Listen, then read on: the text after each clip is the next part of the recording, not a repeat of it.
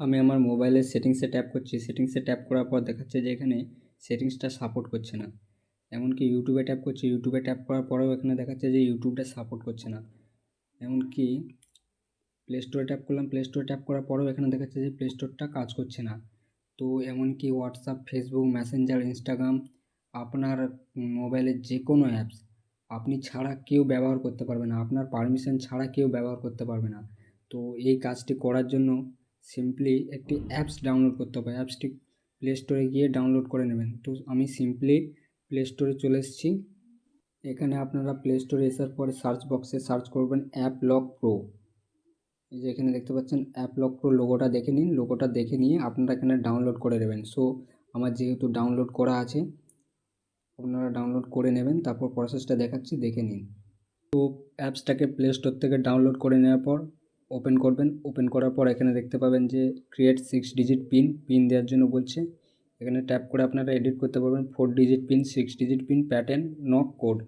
তো আমি এখানে সিম্পলি 4 ডিজিটটা দিয়ে দিচ্ছি, ওকে করে দিচ্ছি। 4টে জিরো দিয়ে দিলাম, ক্রিয়েট করলাম। 4টে জিরো দিয়ে দিলাম, সেভ করে দিলাম। তো এখানে স্পিক করে দেবেন, যদি পারমিশন চাইবেন দিয়ে দেবেন, ওকে করবেন। এখানে দেখতে পাচ্ছেন আনলক, এখানে দেখতে পাচ্ছেন লকড। আপনারা যে যে অ্যাপসগুলো লক করতে চান এখানে লক করতে পারবেন।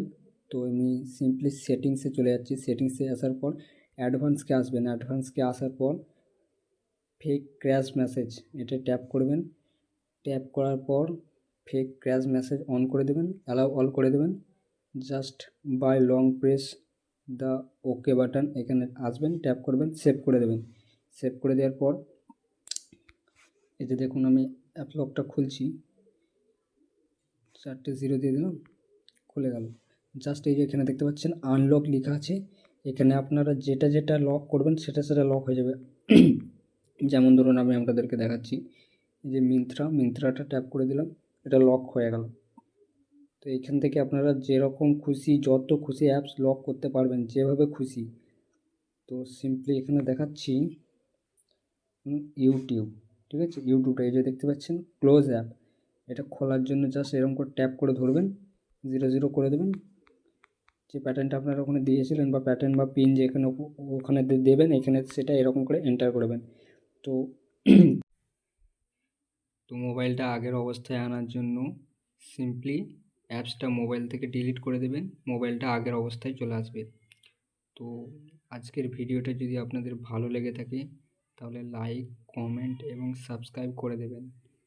আর আপনাদের যেই যে নতুন টপিকের ভিডিও লাগবে বা যেই যেই ধরনের ভিডিও লাগবে আপনারা কমেন্ট করবেন, আমি সেই ভিডিও দেওয়ার চেষ্টা করব। তো দেখা হচ্ছে পরের ভিডিওতে।